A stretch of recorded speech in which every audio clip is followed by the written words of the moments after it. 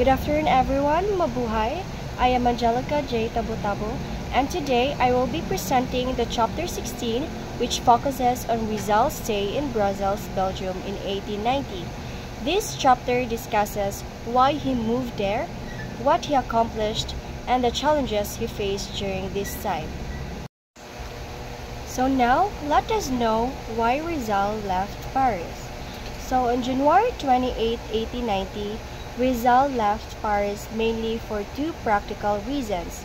The first one is the cost of living in Paris was very high because of the Universal Exposition, and the second one is the gay social life of the city hampered his literary works, especially the writing of his second novel, El Filibusterismo.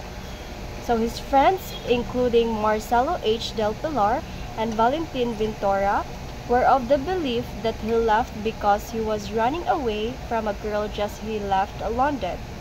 When he told them that the reason for his leaving Paris was economic because his money was dwindling, Ventura generously invited him to live with him in Paris without paying rent. But Rizal could not accept Ventura's invitations, for he had a high sense of dignity and would not accept charity from any man. Next is the Rizal life in Brussels. So Rizal was accompanied by Jose Albert when he moved to Brussels. They lived in a modest boarding house on 38th Row Philippine Champagne, which was run by two Giuseppe sisters, which is Suzanne and Marie.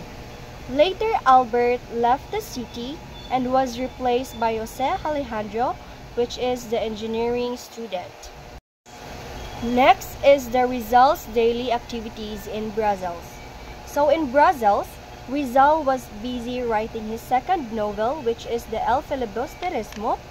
Aside from writing its chapters, he wrote articles for La Solidaridad and letters to his family and friends. Being a physician, he spent part of his time in the medical clinic. For recreation, Rizal had gymnastics at the gymnasium and target practice and fencing at the armory. So Rizal maintained a strict routine. He balanced his writing, medical work, and physical training. This shows how disciplined and hardworking Rizal was. Next is the Rizal's fragility. So this is one of the memorable story was when Rizal tried to budget meals by cooking pancit, but unfortunately, his mistake made them eat pancit for 2 days straight. Next is the Rizal articles published in La Solidaridad. So articles published in La Solidaridad during his sojourn in Brussels, Rizal wrote articles for La Solidaridad in defense of his oppressed people and to point out the devils of Spanish rule in the Philippines. Among these articles, which appeared in the patriotic periodical, where there are 10 articles published in La Solidaridad. So the first one is the A la Defensa or To la Defensa, published on April 30, 1889. This was a reply to an anti-Filipino writing of a Spanish author, Patricio de la Escosora, which was published by La Defensa on March 30, 1889. The second one is the La Verdad para Todos, or The Truth for All. It was published on May 31, 1889. It was Rizal's defense against the Spanish charges that the native local officials were ignorant and depraved. And the third one is the Vicente Barrantes Teatro Tagalog. It was published on June 15, 1889. In this article, Rizal exposes Barrantes' ignorance on the Tagalog theatrical art. The fourth one is the Ono Profanation or a Profanation. It was published on July 31, 1889. It is a bitter attack against the friars for denying Christian burial to Mariano Herbosa and Calamba because he was a brother-in-law of Rizal. Herbosa, husband of Lucia, died on cholera on May 23, 1889. The fifth one is the Verdades Nuevas, or the New Truths. It was published on July 31, 1889. It is a reply to Vicente Belloc Sanchez' letter published in La Patria, Madrid newspaper on July 4, 1889, which asserted that the granting of reforms in the Philippines would ruin the peaceful and maternal rule of the friars. The sixth article is the Crueldad, or the Cruelty. It was published on August 15, 1889. It is a brilliant defense of Blumentritt from the scurrilous attacks of his enemies. The seventh one is the Differentias, or the Differences. It was published on September 15, 1889. It is a reply to a biased article entitled All Truths, published in La Patria on August 14, 1889, which ridiculed those Filipinos who asked for reforms. The eighth article is the Inconsequencias, or the Inconsequences. It was published on November 30, 1889. It is a defense of Antonio Lona against the attack of Pablo Merdias and the Barcelona newspaper El Pueblo Soberano. The ninth one is the Llanto y Risas, or the Tears and Laughter. It was published on November 30, 1889, a denunciation with Spanish racial prejudice against the brown Filipinos. And Rizal mentioned in this article how the audience, composed mostly of Spaniards and mestizos, stopped applauding when he received first prize in the literary contest in 1880 because of his brown color.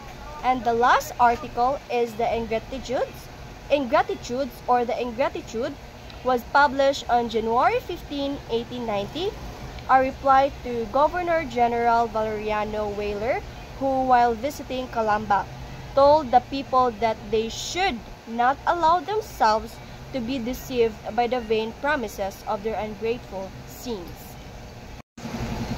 Next is the new orthography of Tagalog language. So in spite of Rizal's European education and his knowledge of foreign languages, Rizal loved his own native language. He was the first to advocate the Filipinization of its orthography.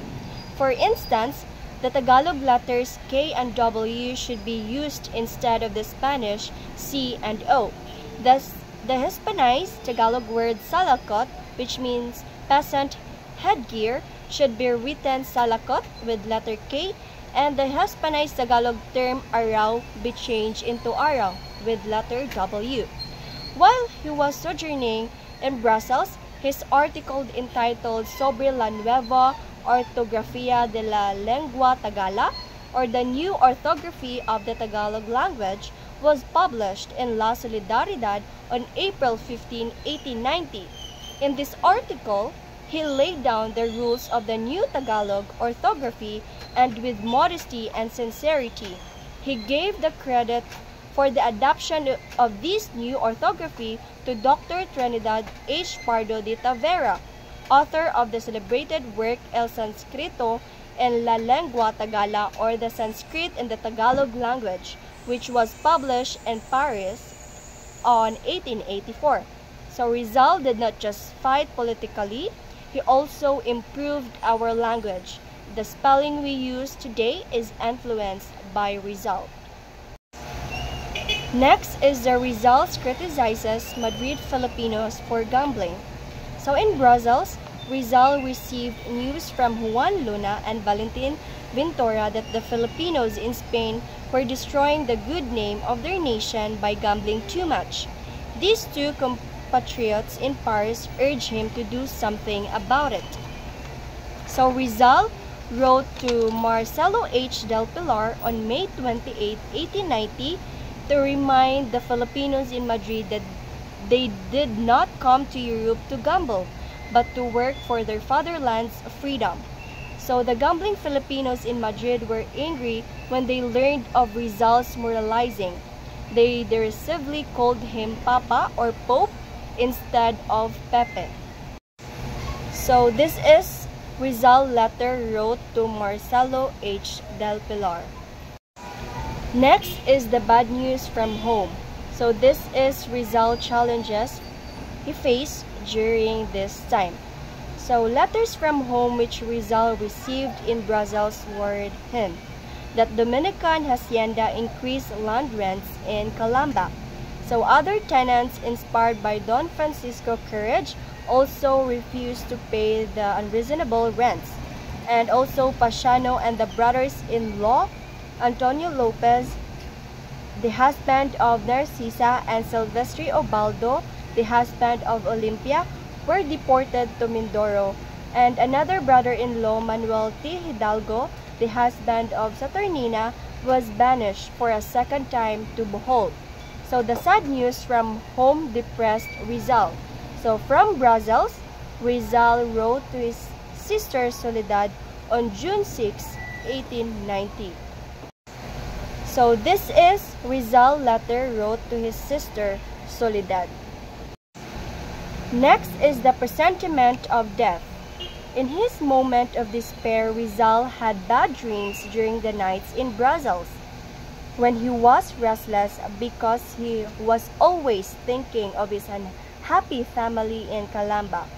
Although he was not superstitious, he feared that he would not live long. He was not afraid to die, but he wanted to finish his second novel, which is the El Filibusterismo, before he went to his grave. Next is the Rizal's preparation to go home. In the face of the sufferings which afflicted his family, Rizal planned to go home. He could not stay in Brussels writing a book while his parents, relatives, and friends in the distant Philippines were persecuted. Rizal's letter to Ponce, dated July 18, 1890, he expressed his determination to go home. But all his friends, including Blumentritt, Jose Maria Basa, and Ponce, were horrified by Rizal's plan to return to the Philippines. They warned Rizal of the danger that awaited him at home in Calamba. Next is the Rizal's decision to go to Madrid. So Rizal ignored the daring warning of his friends. No threat of danger could change his plan. However, it happened that suddenly made him change his mind. It was a letter from Pasiano which related that they lost the case against the Dominicans in Manila, but they appealed it to the Supreme Court in Spain. Hence, a lawyer was needed to handle it in Madrid. Accordingly, Rizal wrote to Marcelo H. del Pilar on June 20, 1890, retaining the latter's services as lawyer. He further informed del Pilar that he was going to Madrid in order to supervise the handling of the case.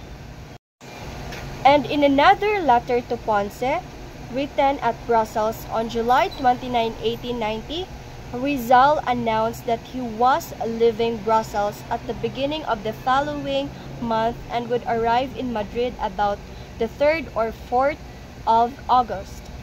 So next, during those sad days, when he was worried by his family disasters, he wrote his pathetic poem, Ami, or To My Muse. So lastly, the Rizal's romance with Petit Jacobi. So despite his hardships, Rizal still experienced moments of love and affection. Susani admired him deeply, showing Rizal's charm and kindness. Like other women, Segunda Katigbak, Orang Valenzuela, Leonor Rivera, Osia Sian, Gete Becket, Consuelo Ortega y Perez, and the Nelly-busted Susani fell in love with Rizal. She cried when he left toward the end of July 1890 for Madrid, stopping for a few days in Paris. Although Rizal was in faraway Madrid, Susani could not forget him, and she wrote a letter to Rizal in French. So that will be all for my report, Chapter 16, Rizal in Belgium, Brussels in 1890. Thank you for listening and mabuhay!